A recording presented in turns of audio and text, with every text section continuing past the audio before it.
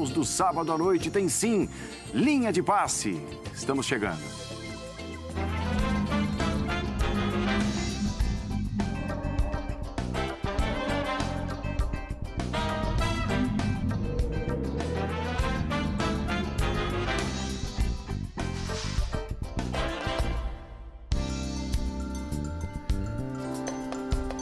Olá, muito boa noite, sejam todos bem-vindos. Está começando mais uma edição do Linha de Passe, Copa do Mundo. A nossa hashtag nesta noite de sábado é Linha Dia 10, para você participar.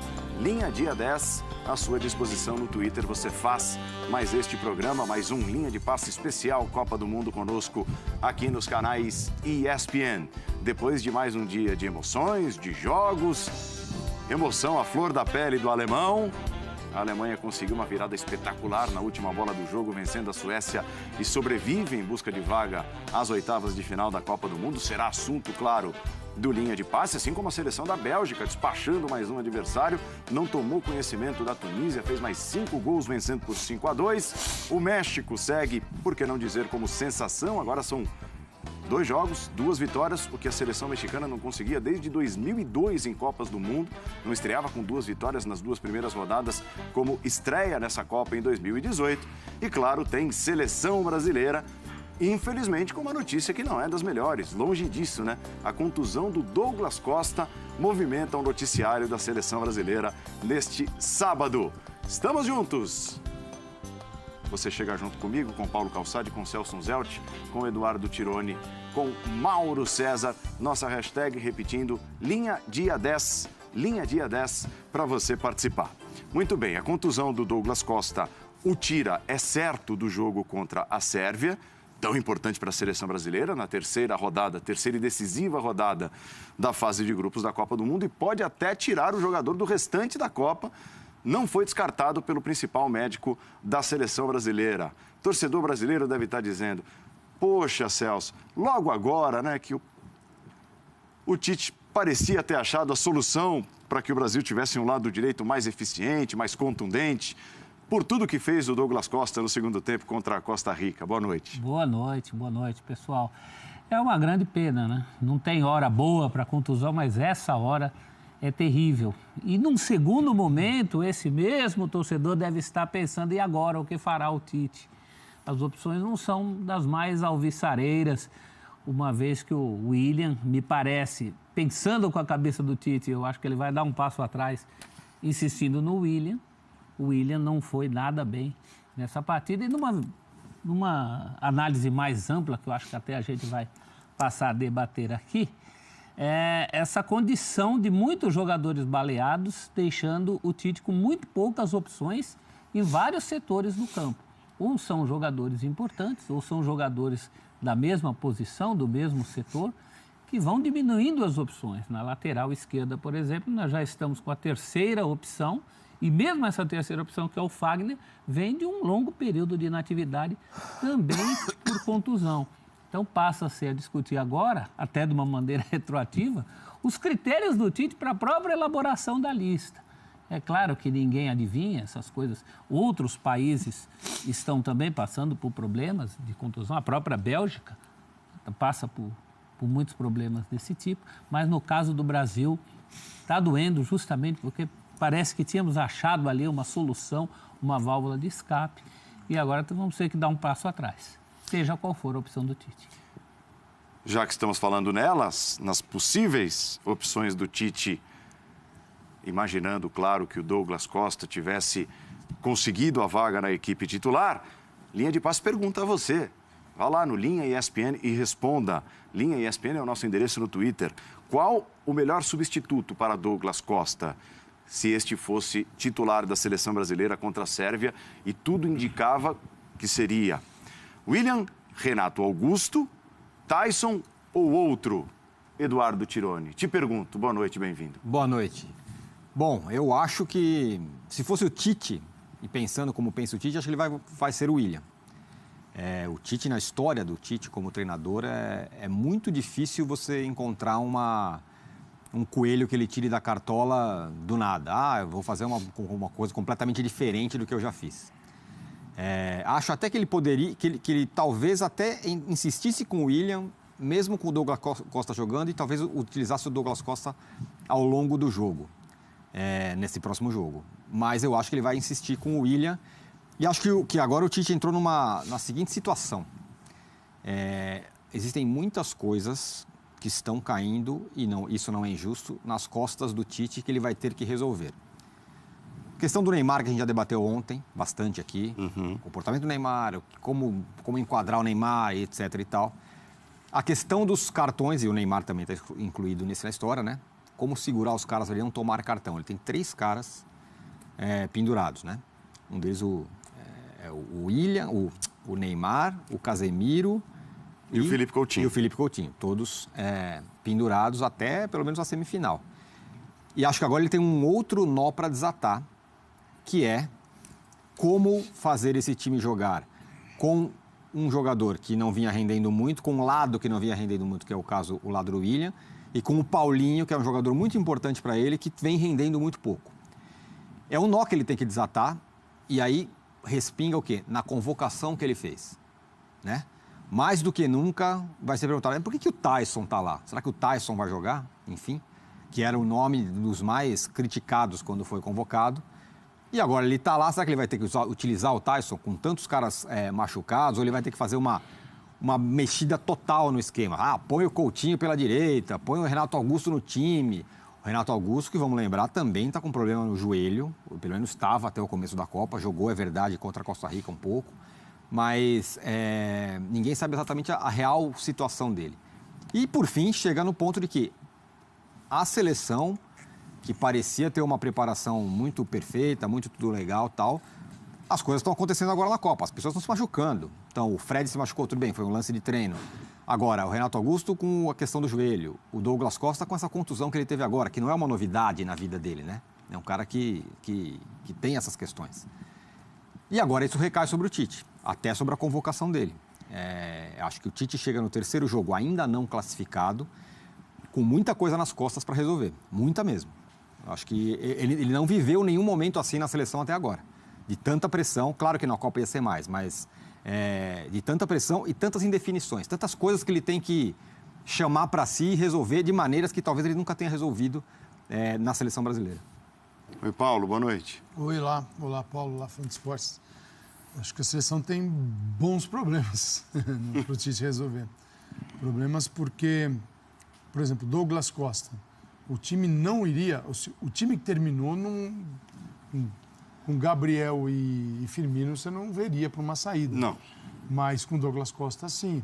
Douglas Costa, com ele na equipe, a circulação da bola fica mais rápida, porque ele torna ela mais dinâmica, né? O jogo pelo lado direito é um jogo que ganha volume, não existia isso. E ele consegue assim, incrementar toda a zona de ataque, porque ele sai do lado, ele vem por dentro, ele toca, ele recebe, ele se apresenta. Ele levou para a seleção algo que a seleção tem que ter. Além da questão individual específica, é a mobilidade. Ele levou uma mobilidade que o William não tinha. Mas o problema não é só o William.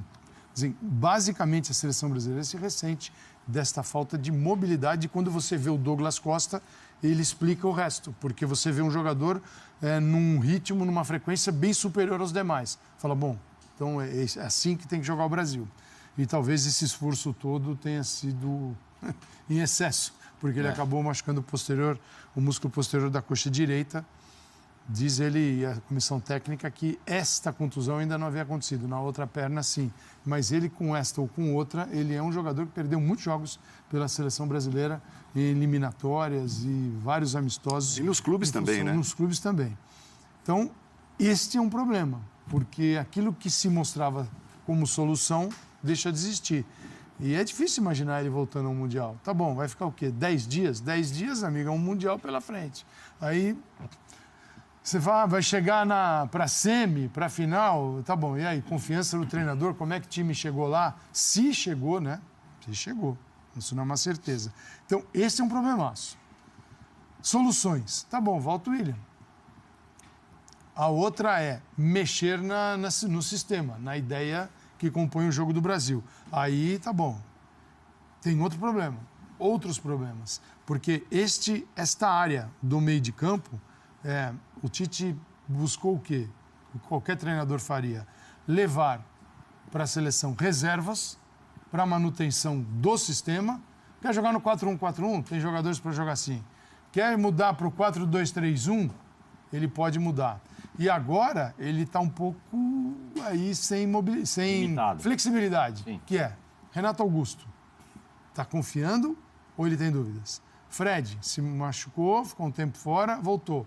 O Fred e Renato poderiam entrar nesta vaga e Coutinho na direita, Neymar, Jesus. Aí tem Casemiro, Fred e Paulinho e Fred. Paulinho, Renato Augusto, Paulinho e Casemiro.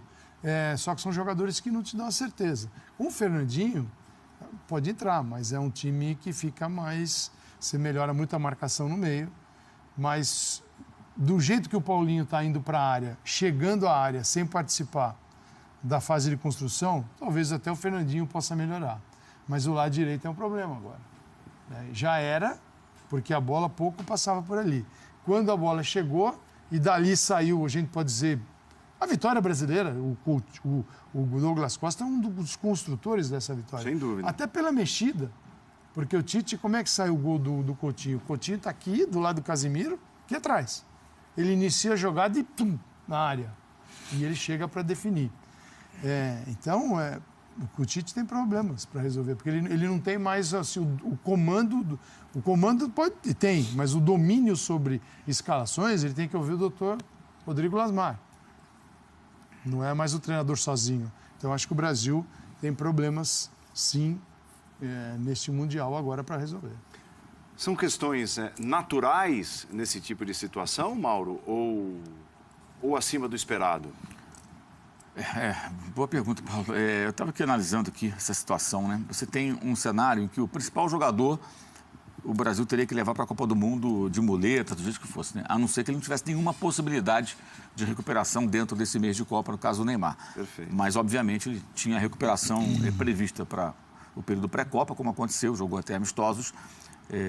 Nitidamente não está na sua plenitude, o que é natural até, mas a presença dele, ela era natural. Você não vai pensar, leva o Neymar desse jeito ou não leva? Não se pensa nisso, leve e acabou, ponto final. Agora, Renato Augusto machucado. Fagner foi examinado na véspera da convocação no CT do Corinthians e o médico disse, não, a recuperação está boa, está dentro do planejado, mas foi convocado machucado.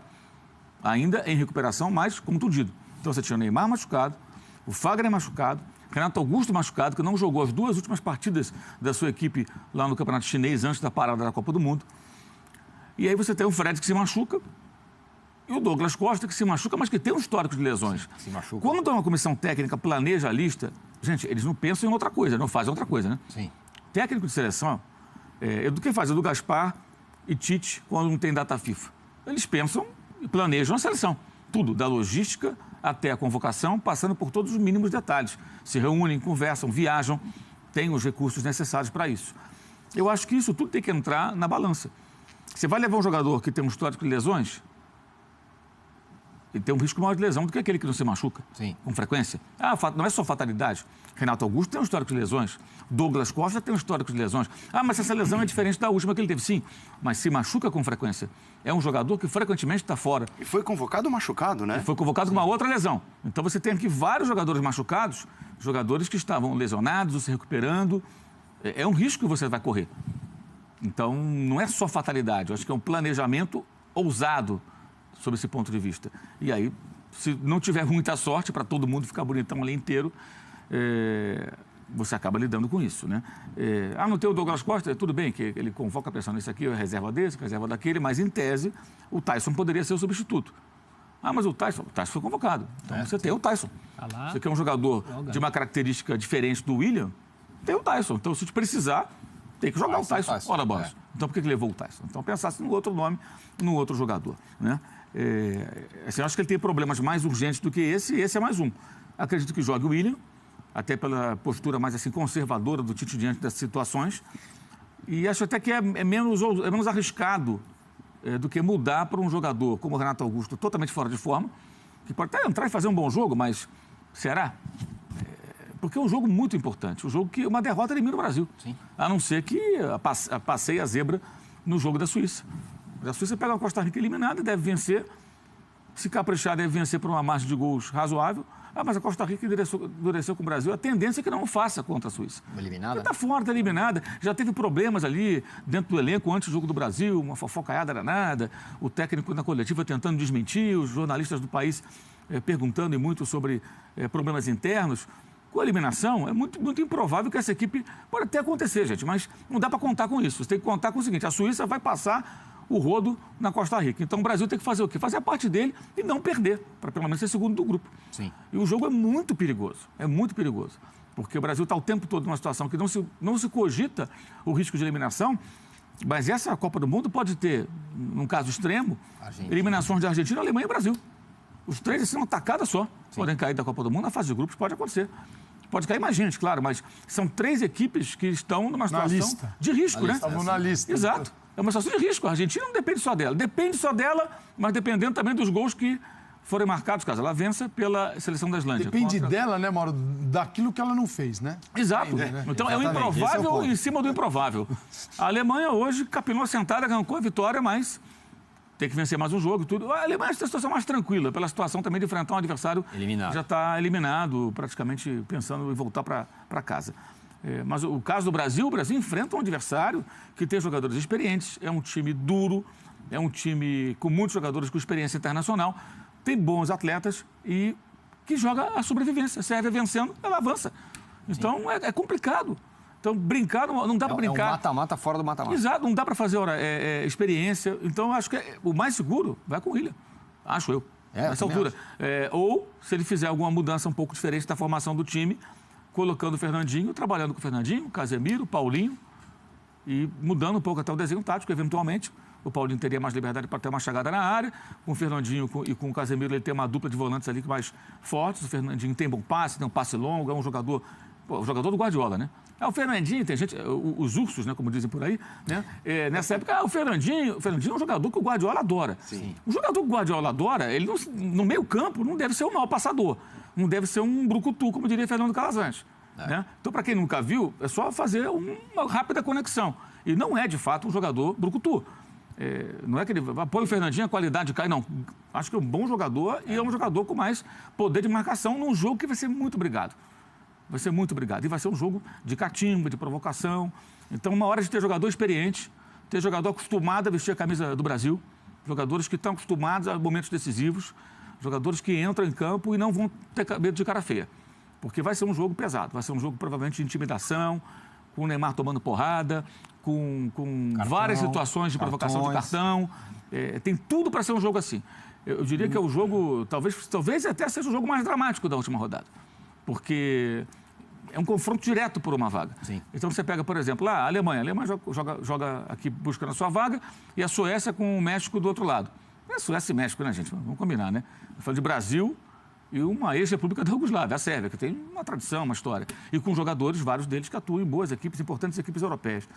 Então, o William, acho que acaba sendo uma saída mais segura, eu diria, em que pese não ter jogado muito bem e tal, mas não significa que ele vai jogar mal sempre. Ele pode fazer um bom jogo. Fez até uma temporada de bons momentos no seu clube, no Chelsea, que não foi bem nessa temporada. O William conseguiu até se destacar em algumas situações em que a sua equipe vinha mal, né? Então, nesse cenário, eu acho que o William é a opção mais segura num jogo muito perigoso em que todo cuidado é pouco. Até porque qualquer alteração que mexa no Felipe Coutinho é temerária no sentido de que você vai mexer na única coisa que está funcionando, que é unanimidade. Você vai mexer... Tudo isso passa pela decisão que a torna mais difícil ainda. Você pode desvestir um santo e não vestir o outro. Colocar ele do lado direito, sendo que ele está jogando por ele e por todo mundo. Aqueles cortes ele não vai fazer agora. Vai fazer agora que vou dar de canhota. Sabe? Não é assim. Escolhe a perna e bate. Agora, o que o Mauro falou sobre as fatalidades, na mesma lista que você fez aí, só tem uma fatalidade, o Fred.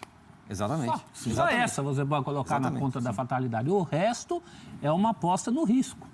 Né? Porque muitos desses jogadores, eles foram chamados, não digo que seja chamado para não jogar, mas a possibilidade de um Fagner, de um Tyson entrarem em campo era muito mais remota na cabeça de todo mundo e também do Tite. Então, mas isso me leva a pensar uma coisa. Já que era sabido tudo isso que a gente acabou de falar, né? Histórico de condições do Douglas Costa, o Neymar não ia chegar exatamente na melhor da forma física dele, o Renato Augusto tinha as questões com o joelho, e tirando a fatalidade do Fred, na hora de você fazer a sua convocação, é claro que falar agora no meio da Copa sobre a convocação, voltar lá atrás, quase não tem sentido, mas só para lembrar, não era a hora de você imaginar que você usaria muitos caras durante a Copa e pensar num elenco que fosse, enfim, fosse de caras que você pudesse contar mais. Mais inteiro. Não, mas aí isso aí é a nossa cabeça, né? Porque na cabeça dele, não é assim, eu vou levar o Tyson, mas vou deixar aqui o Dudu, eu ia usar mais o Dudu, mas vou levar o Tyson. Na cabeça dele Não, mas tem tudo aquela questão de confiança e blá, blá, blá. Tem que usar. Se ele não usar... Você pensa o seguinte, se ele não usar quem está lá, quem não está, ele não usaria também. Menos ainda. Menos ainda. Aí eu digo uma problema dele com... Mas isso só me lembra 2010, né? A fatídica história do Dunga olhar para o banco e falar, bom, agora eu tenho o grafite aqui para pôr, e aí? Mas ele levou. Ele deixou o Neymar e Ganso. Naquela época, meninos... E terminou aquele jogo com substituição para fazer. Mas você olhava aqueles meninos, naquele momento, e falava assim, acho que vai acontecer alguma coisa com eles no futebol no futuro, é melhor levar hoje. Aconteceu com um, que era o Neymar. O Ganso estacionou. Mas eu acho assim, ele pode usar o Tyson? Pode. Ele levou para isso. A questão é, a ideia, assim, primeiro que a gente não sabe qual era a ideia se Douglas Costa tivesse 100%. Essa é uma substituição certa? Seria? Possível, mas não dá para dizer, claro. Sim, eu acho Tendência. Eu entendo que com a vaga do William, ele ganhou no segundo tempo. A vaga do William ganhou.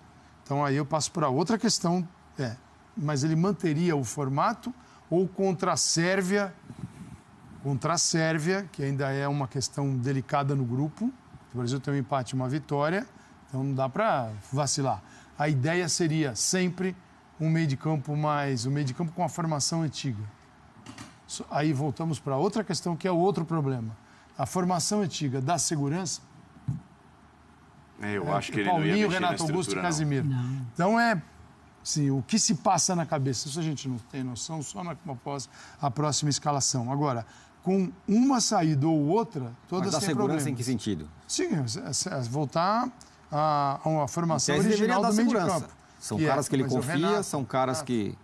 Não, é o Renato, eu sei, mas ele convocou o Renato, né? Da mesma maneira que ele convocou o Tyson, ele convocou o Renato. Ele convocou, mas ele tem segurança? Aliás, segurança do ponto físico. Dele usar. Sobre o Renato, uma cobrança à parte também, que a gente está falando muito da lista dos 23, mas nesse sentido houve uma segunda chance de análise, que foi o momento em que talvez, diante de tudo que aconteceu, talvez o Renato Augusto devesse ter sido cortado ali. Houve uma chance. Ele poderia, porque ele estava machucado. Houve uma chance, uma segunda chance. A gente está fazendo a cobrança só na lista de 23. Mas ele teve uma segunda oportunidade e insistiu na questão da possibilidade dos baleáveis. Né? Se ele não puder contar com o Renato Augusto hoje que eu falo no próximo jogo, fica caracterizado um erro. O erro da comissão técnica e da comissão médica. Aí. Porque esse é o momento que ele tem que contar com esse jogador. É metade da Copa. Porque se ele não chegou nesse terceiro jogo e ele não tem as condições adequadas, então por que ele está lá? Então, se ele é porque tem liderança, é amigo, porque o Neymar gosta dele, chora no ombro dele, então convocasse como convidado especial. E não como um atleta inscrito para a Copa do Mundo. Ocupando o lugar. Você quer fazer esse papel aqui? Vem. Agora não dá. Você ocupa um lugar de alguém que poderia estar lá para colaborar. Né? Porque chegou um momento que não dá. A não ser que Renato Augusto fosse o Neymar.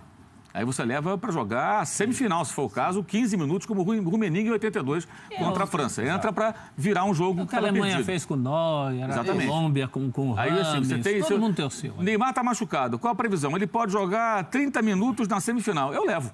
Sei lá, eu estou perdendo o jogo, eu ponho para ver o que acontece. Vai que tira 3 coelhos da cartola e vira um jogo. Agora, o Renato Augusto não é esse jogador. Então, se ele não tem as condições para jogar um terceiro jogo, como disse o Calçado, da metade da Copa já chegando... Então, aí é o momento decisivo. Se o Tite não escalar por opção, ok. Agora, se não escalar porque não tem condição, é um erro. É evidente que é um erro. Foi aí.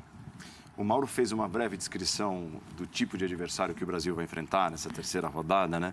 Muitos jogadores conhecidos daqueles que assistem os canais ESPN, as ligas, Ivanovic, e do meio para frente Matic, Milinkovic-Savic, o Mitrovic, que é um touro no ataque, né? Um espalha-roda de zagueiros.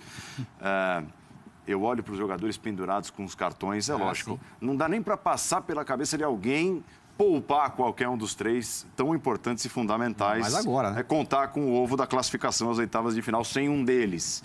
Mas está com jeito de que pelo menos um vai levar cartão. A gente Porque fez um a levantamento seleção da aqui. Sérvia, ela vai ter de jogar um pouco mais, né? Sim. Ela vai ter de jogar, vai ter de sair um pouquinho mais. E joga duro, né?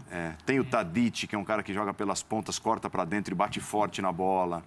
Vai ser um jogo... O Brasil será atacado em algum momento. Mais um motivo Certo. para o seu Neymar, que é um dos amarelados, Aliás, o Neymar, pegar leve. estatística, né? Na seleção da era Tite, foi o cara que mais levou cartões até hoje. Candidato. 7 cartões. Ou você tem ou jogadores muito importantes, como ele e o Felipe Coutinho, ou jogadores que, pelo posicionamento, são candidatos a levar cartão, como o Casemiro. Então, é mais gente para entrar na lista de desfalques do Tite aí. Pois é. Tá arriscado a entrar no mata-mata. Pelas duas no questões, né? limite. Pela questão que vai ser um jogo, primeiro, que é um jogo decisivo. Como eu falei, é um mata-mata fora do mata-mata. Então ninguém vai aliviar e tal. A tendência de ter um cartão não é pequena. 2, o jogo que a Sérvia faz. Time forte, Físico, né? fisicamente. Então você tem questões dos dois lados, a questão disciplinar e a questão física, né?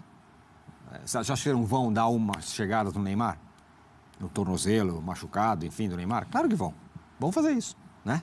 Opa. Ou, enfim, no Renato Augusto, sei lá, se ele tiver em campo e se ele não tiver 100%, é a Copa do Mundo, né? É assim que a banda toca, né? O que o Brasil tem a favor dele é que a Sérvia não pode passar a vida esperando o jogo acontecer. E o Brasil tem um contra-ataque muito bom, muito rápido. A Sérvia tem 3 pontos, o Brasil tem 4. O Brasil tá bom, o empate, o Brasil vai a 5. A Sérvia fica com 4. A Costa Rica está fora, a Suíça ganha da Costa Rica. Tá bom, Suíça em primeiro, o Brasil em segundo, com uma campanha de 1 vitória e 2 empates. Ruim, mas está classificado. Então a Sérvia tem que ganhar. Isso é uma necessidade, por exemplo, o Brasil tem que ganhar. Sérvia com empate. A Sérvia na situação do Brasil, qual seria a postura da Sérvia? Se fechar, Totalmente. provavelmente vai ser muito mais perigoso. Só que é o contrário.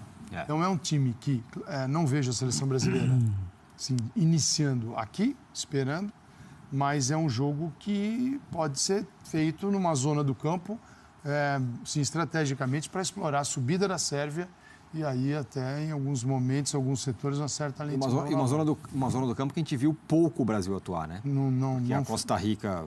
Não foi isso. Suíça não... E a Suíça teve o lance do gol, falta, né? Que saiu o gol de cabeça necessidade lá. Quantas defesas fez o Alisson na Copa do Mundo até agora?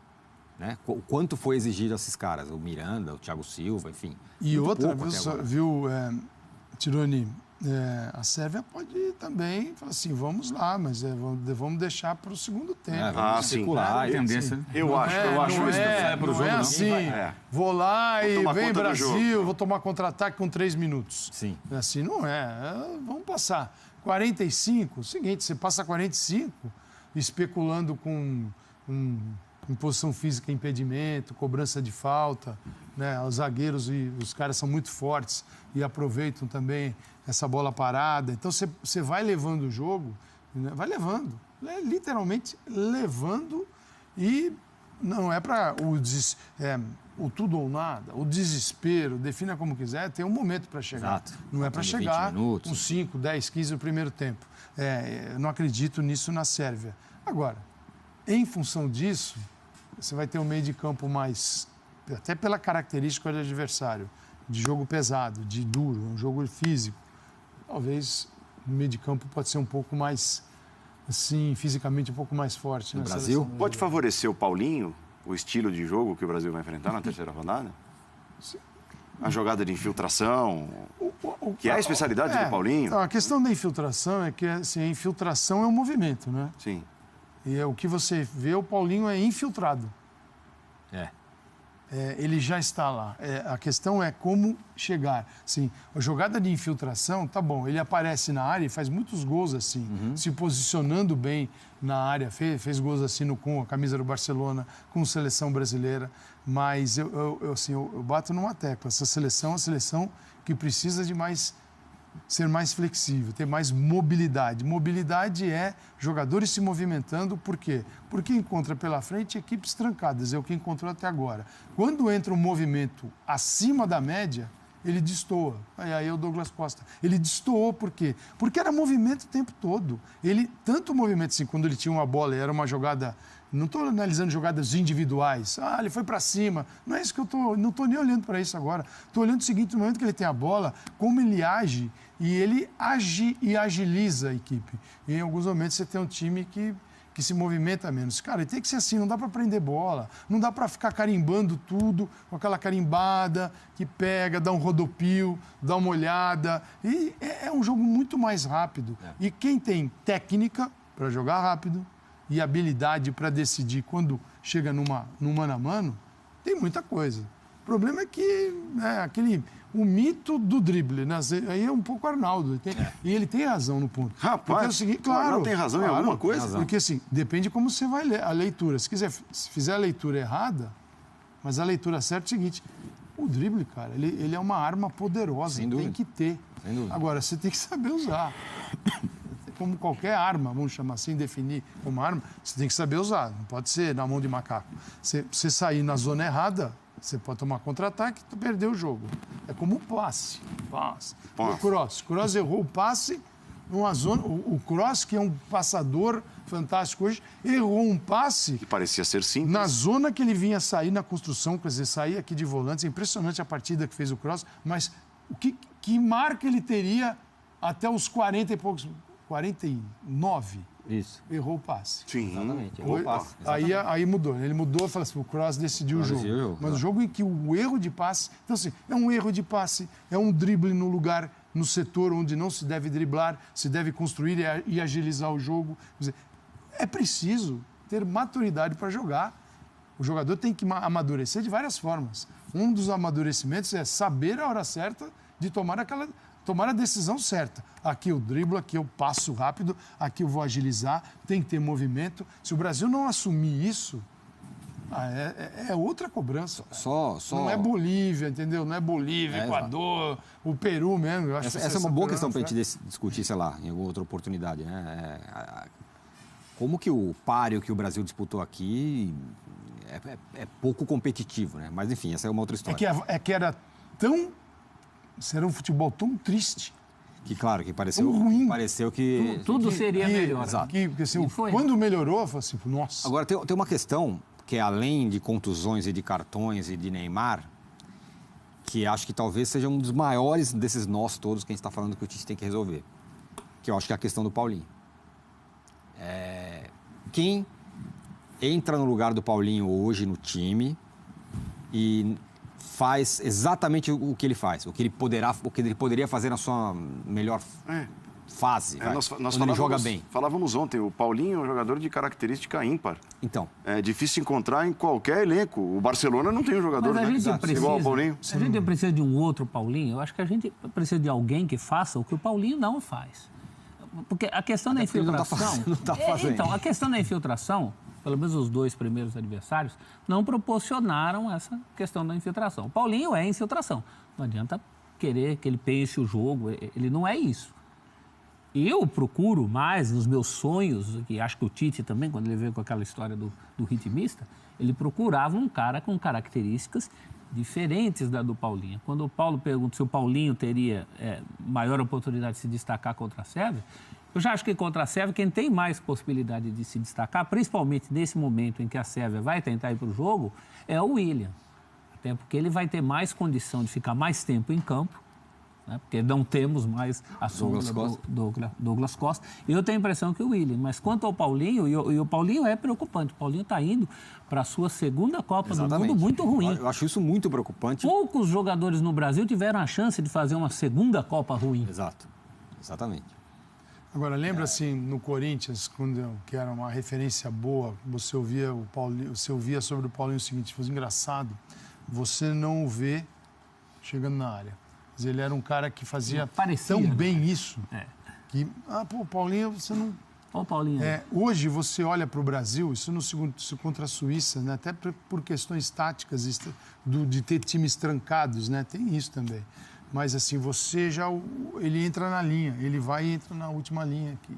Então, você tem uma seleção com dificuldade de se organizar e o seu jogador de meio de campo já está enfiado na linha do adversário. Se não tem dificuldade de levar a bola até lá, tudo bem. O problema é quando ele está na linha e o companheiro dele procura alguém e tem um espaço para ser ocupado por outro jogador. Como exemplo, o Casimiro, em alguns momentos, você vai à saída com o Fagner e o William no primeiro tempo. Aí o Paulinho já foi. Eles estão saindo ainda aqui. Então, você tem que vir o Casimiro para dar um apoio, porque senão fica vazio. Você tem que ter... É como você imaginar os triângulos. Você tem o lateral, você tem o jogador um pouquinho mais adiantado e o jogador de meio de campo. Essa triangulação, essa associação que você vai construindo pelo lado é simples. Né? Aí não tem... Você tem que ter jogadores com qualidade para fazer isso. Por exemplo, com o Danilo é mais difícil. O Fagner está mais preparado para fazer isso, mas precisa de um jogador no meio de campo. Quando o Paulinho se manda... Fica ali uma questão, tá bom, e com quem eu jogo? Não é que ele não esteja mas se ele também, né? Ele se infiltra em vão. E no vão, mas ele não consegue, mas é assim, também não é, ele também não é todo jogador, nesse caso específico, de subir construindo com os caras. Aí tem que ser outro cara, outro jogador, se a ideia é essa. Eu estava revendo o jogo ontem. Assim, alguns lances, às vezes, a gente acaba, sei lá, não percebendo, passa meio batido, né? Quem construiu a jogada. Agora, teve 2 lances importantes com o Paulinho que poderiam mudar o curso da história, né? Verdade. Primeira cabeçada na trave lá do Gabriel Jesus, que ele domina no meio dos zagueiros, põe a bola no chão, aí ele rola, o Felipe Coutinho chuta e o Costarriquenho tira sobre a linha. É um passe dele, até uma bola difícil, que ela vem no alto, ele põe no chão, amacia a criança, domina, sai da marcação adversária e rola. E uma pela direita que ele entra e cruza e o Neymar chuta sozinho por cima do travessão. Se os dois aproveitam essa chance, seria, de repente, 2-0 ali com 2 assistências do Paulinho. Aí eu fui procurar os números dele, ele deu 3 passes para finalização no jogo. Esses 2 e mais um.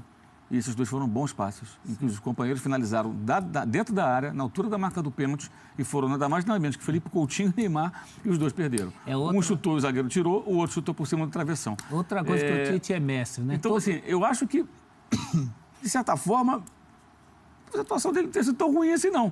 Porque se o cara participa de um jogo difícil, contra uma defesa que está fechada, e ele consegue colocar 2 companheiros em condições de finalizar, e são 2 dos melhores jogadores, talvez os melhores jogadores do time, né? Sim. Neymar e Felipe Coutinho. E os caras que chutam bem pro gol. E os 2 perdem a chance. Será que o problema foi ali? Eu concordo que ele pode não ter uma constância do jogo. Mas em alguns momentos de uma partida intrincada, ele criou situações. E não foi na base do cruzamento, né, que foram 42 no jogo inteiro. Que aí já foi uma parte em que isso se acentuou para a parte final do jogo. O Brasil ontem bateu o recorde de cruzamentos na Copa. E hoje a Alemanha superou com 44. Né? Se repetiu... Que é uma característica clara também da falta de imaginação dos times, né? Quando eles não têm... aperta. Brasil e Alemanha, sem condições de furar a defesa adversária, jogam mais ou menos como o Atlético contra o Ceará, o Botafogo contra o Avaí ano passado. Bola na área. Sabe, tentando... Ou poderia citar qualquer outro clube da Série A. Essa observação sobre o Paulinho me lembrou o caso do Renato Augusto também no jogo com a Suíça.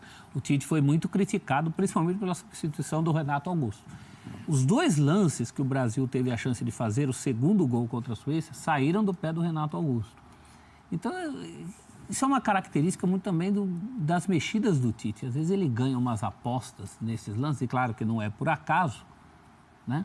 Mas em lances específicos que poderiam mudar o jogo, o Tite já calou a boca de muita gente, né? Muita gente já pediu perdão para o Tite, porque realmente ele não sei se sorte ou competência ou a soma das 2 coisas, mas o fato é que em alguns lances isolados, alguns jogadores escolhidos por eles conseguem quebrar teorias de jogo inteiro. A atuação do Paulinho é a presença do Renato Augusto. Isso é um casamento de muito equilíbrio no meio de campo em relação ao comportamento de um e outro. Quando você tem Coutinho ali, você está falando de um jogador que ele está no meio de campo, escalado no meio de campo, numa formação nova, numa ideia nova de melhorar a construção da equipe no meio de campo. Então, você tem um volante que infiltra, que é uma qualidade. Você tem um jogador que pode armar e conduzir a equipe pelo lado esquerdo, mas ele também é um jogador que se aproxima muito, um jogador que entra na área. Com o Renato é um jogador que trabalha mais, então ele equilibra mais. Isso é difícil, né? Porque você tem um valor gigantesco no Coutinho. Estou falando quando tem Casimiro, Paulinho e e Renato funcionando, é porque o Renato dá um equilíbrio também, preenchendo muitos desses espaços que sobram, que ficam com o companheiro que sobe. Então, e o Coutinho é outro. O Coutinho é o contrário. O Coutinho é mais agudo. O Coutinho vai. Você não pode tirar do Coutinho isso. Interessante, né? E bate exatamente com o melhor momento do Renato Augusto na seleção brasileira do Tite, o melhor momento do Paulinho. Do Paulinho. Sim. Né? Tanto É indiscutível. É algo que, quando começa o declínio, você começa a enxergar lá atrás. Eu lembro que era um fato que a gente conversava muito aqui, que seria um problema como seria este meio de campo na Copa do Mundo, sendo que no no início do ano, e amistosos, acho que partida contra a Alemanha, tá, você vê uma deficiência nesse setor. E como esse setor, como ele reinventaria o setor com esses mesmos jogadores, uma possibilidade de jogar, e a outra era quais são os planos se tiver um problema na Copa. Aí tem que ter saídas. A primeira é a reposição dentro do sistema, a segunda é mudar o sistema. E aí isso aconteceu em alguns jogos. Dentro dessa mudança, o que acontecia? Saía por exemplo, Paulinho ou Renato, e aí entrava o William. Aí tinha Coutinho, William, Neymar, Gabriel Jesus. Tem agora um fato novo que eu acho que não deve ser desprezado, não é para o setor, mas é para a seleção, que é o Firmino. Né? A gente está falando de um grande jogador também, que o Brasil conhece pouco, mas deveria conhecer mais, mas como falou o Mauro, do Fernandinho joga no time do Guardiola, ele não deve ser um tapado, né? Longe disso. Então o Firmino também joga no time do Klopp. Joga no vice-campeão europeu. Jogava com o Coutinho, e isso pode ser um fator também de decisão. Eu tenho o Coutinho, eu tenho o Firmino, esses caras têm... Existe ali alguma coisa que eles produziram recentemente que eles podem incorporar na seleção. Então, a saída do jogo foi uma saída para o jogo que sai do plano bem diferente, C, diria, não é o B, quando ele coloca Firmino, Jesus, mas assim que você vê os encaixes no cenário do jogo, você de repente vem Coutinho jogar aqui, ele gol até com a gente, é o gol que a gente está vendo agora, aqui atrás. Alguns fãs de esportes até, em cima dessa possibilidade dos dois estarem juntos no campo, lembram que nos tempos de Palmeiras, muitas vezes o Gabriel Jesus era esse atacante do lado do campo. O Gabriel fez o lado durante um bom Imaginando, quem sabe, acho muito difícil, pelas convicções do Tite, por nunca ter visto, ou praticamente nunca ter visto o Gabriel por ali na era Tite na seleção. Mas muitos se lembram que ele jogava pelo lado do campo. Tem um detalhe aí que a Copa, a realidade do Mundial, às vezes enterra algumas convicções. E não só enterra convicções, como ela te derruba. Porque hoje, se ele quiser usar o Danilo, ele não pode. Se ele quiser usar o Douglas Costa, ele não pode. Se ele quiser usar o Fred, talvez ele tenha dúvidas. Eu digo, até inclusive, tá bom, não tem Fagner para lateral direita. Quem que joga ali? Marquinhos. Ou Fernandinho. Sim. No início, na origem, o Fernandinho. É o seguinte, isso está completamente fora de convicção dele. Digo, é uma emergência que ele vai ter que usar. Eu digo, não é algo que, a seleção não, isso aqui foi durante o ciclo do Tite, ele várias vezes ele usou e ele está tranquilo em relação a isso. Digo, Copa do Mundo, às vezes com amarelos, contusões, te leva para saídas que você não programou, não testou, e é assim para todo mundo, não é só para o Tite. Nos dois últimos títulos, as mudanças mais significativas, que entraram para a história, inclusive, foram de jogadores de características bem diferentes, né? Quando sai o Raí e o Mazinho vira titular em 94, quando sai o Juninho Paulista e o Kleberson vira titular em 2002, são jogadores completamente diferentes. O Juninho menos o Raí mais cedo, né? O Raí mais cedo na Copa, mais né? cedo. Que a gente... É que assim, acho que são 7 jogos, eu acho que... Claro que a preparação do Brasil, embora tenha sido muito boa, não teve um grande tempo e tal, acho que a missão do treinador é minimizar todo esse tipo de questão, né? Tudo que pode acontecer, ele ter alguma solução mais ou menos pensada para não ficar o improviso total. E aí que eu quero chegar no seguinte, o quanto que a situação que a seleção se encontra nesse momento está na conta do Tite. Do ponto de vista de convocação, do ponto de vista de tudo. Eu acho que talvez essa resposta a gente só vai ter daqui a um tempo. Mas pensando hoje, eu acho que ele tem uma boa responsabilidade. Pelas contusões, pelas convocações que ele fez e por tudo. Ele tem, mas eu acho também uma coisa que a gente não pode perder de vista é que o Tite assume esse time tardiamente. CBF ainda inventa no meio do caminho o Dunga, quando o Tite parecia ser a melhor solução para todo mundo. Parecia não. Se ele tivesse, se ele tivesse aquele tempo extra, eu acho que é uma coisa que a gente também não pode perder de vista. Ele tem, sim, sua participação, sua responsabilidade, a gente está falando disso tudo aqui.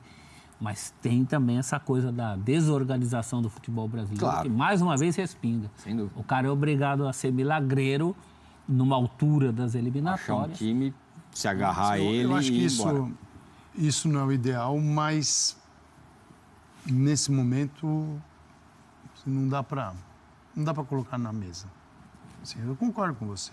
Eu acho que o ideal é ter um ciclo de 4 anos, até porque, por exemplo, o cara, quando ele convoca o William José para treinar e nem põe para o jogo, também assim, já acho que o William José é um desespero de causa assim, porque tecnicamente eu acho que ele não agrega.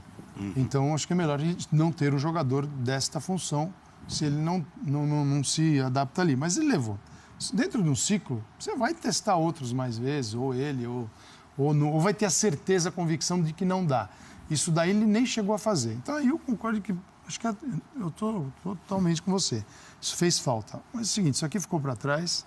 Agora é o seguinte, qual é o plano? E esses caras, eles trabalharam muito, essa comissão técnica trabalhou muito mais pesado que qualquer outra comissão técnica que o Brasil teve. Até foram todos moraram no Rio de Janeiro, todos deram expediente ali direto, como deveriam dar mesmo, mas, e outras, sim, o cara viajava, o Dunga morava no Rio Grande do Sul, tá.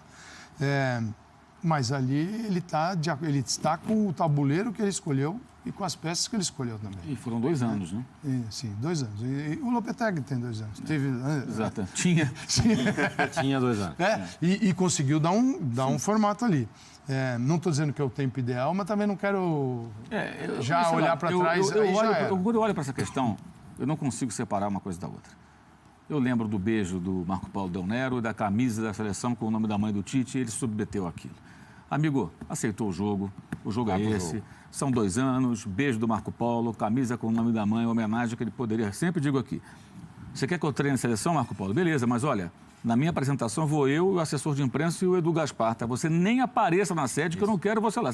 Põe no contrato que você... Não quero nenhum vínculo com essa parte política e suja da CBF. Eu vou lá para treinar o time. Faz a apresentação, não quero homenagem nenhuma. Ah, não, mas eu quero ir lá, então, obrigado, eu fico no Corinthians.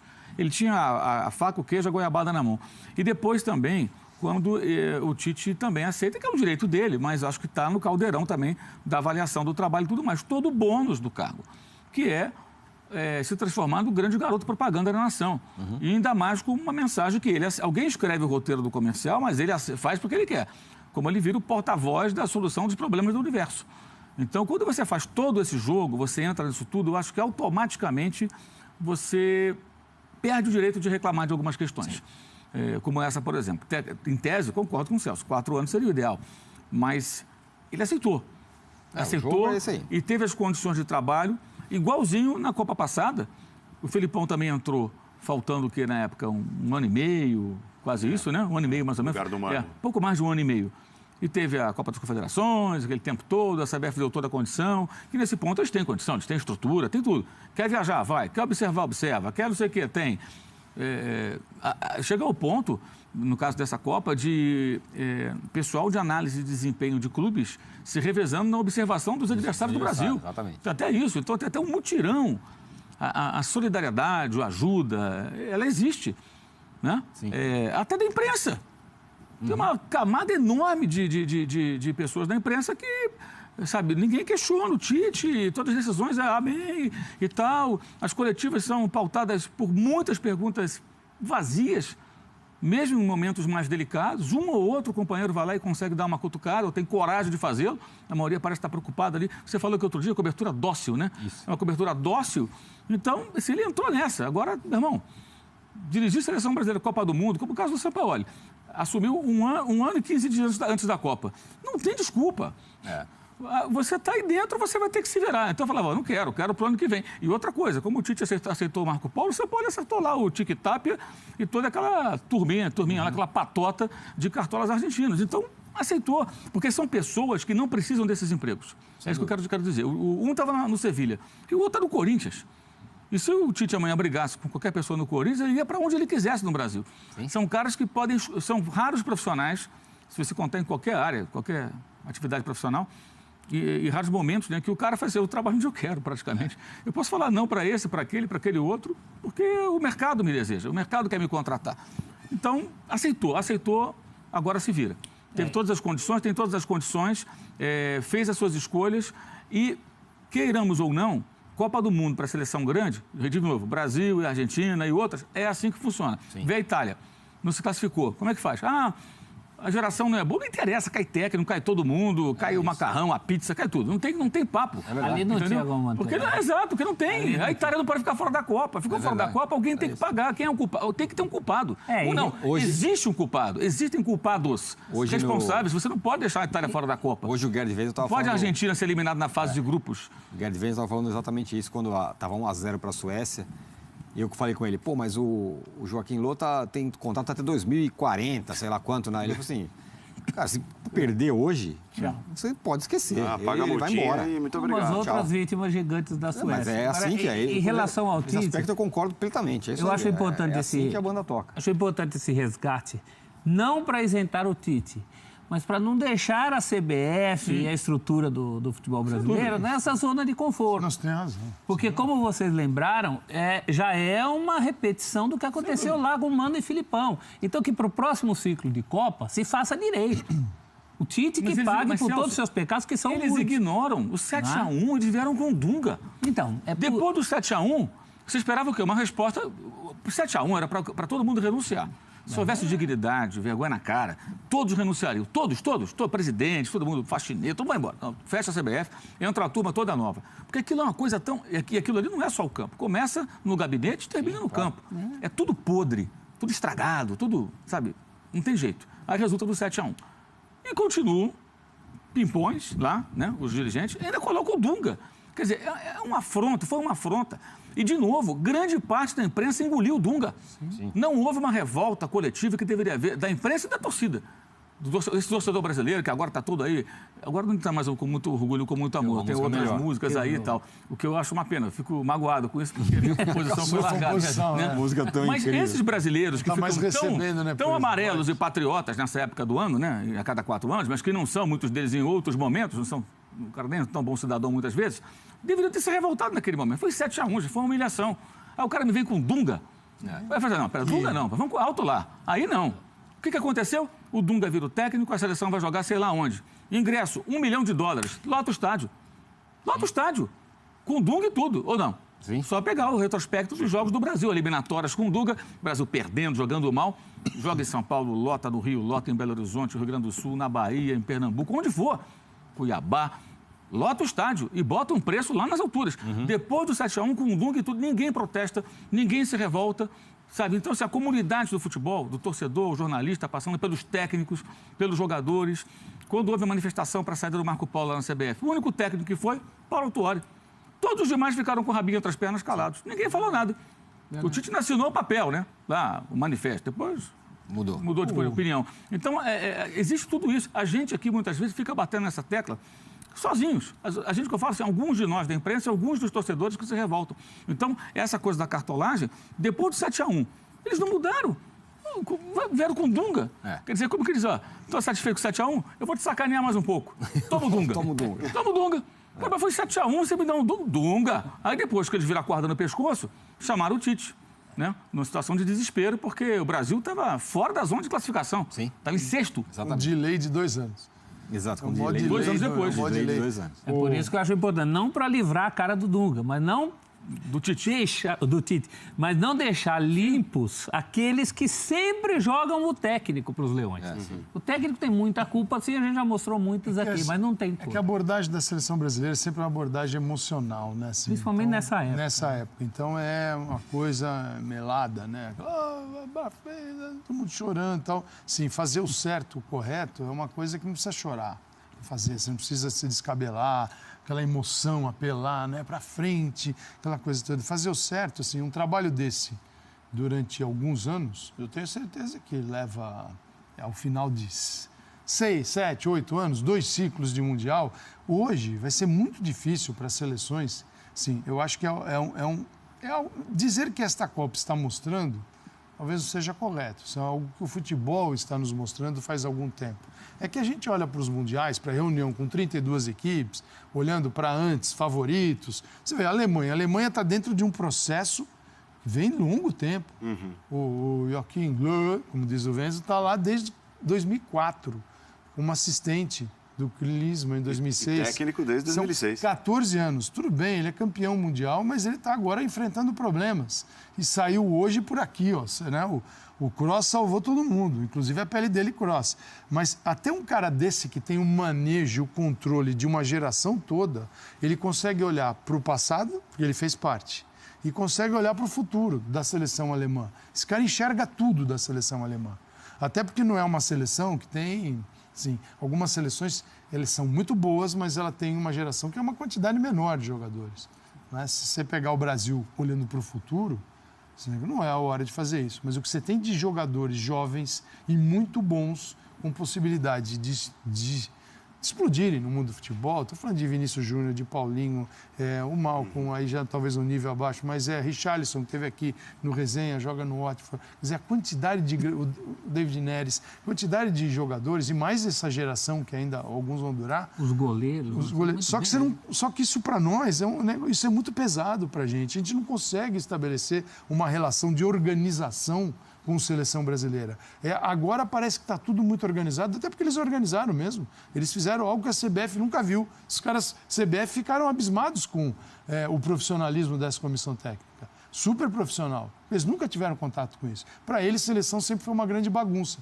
Por quê? Porque é o tom emocional que prevalece. Vamos lá, amarelinha, 5 estrelas, Brasil, aí vem o Zagallo, dá aquele depoimento, todo mundo chora, mas e aí, onde é que a gente organiza? Não organiza.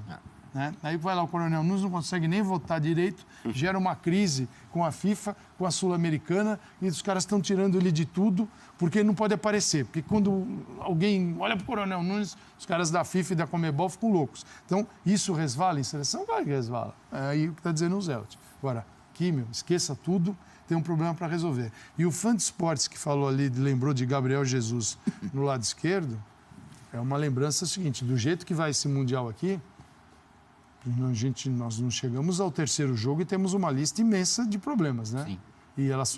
E os problemas sempre aumentam, né? Não é uma... Sim, o Firmino com o Gabriel aqui por dentro já foi uma saída assim...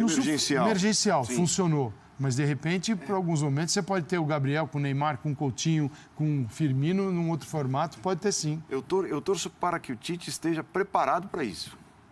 Para tudo...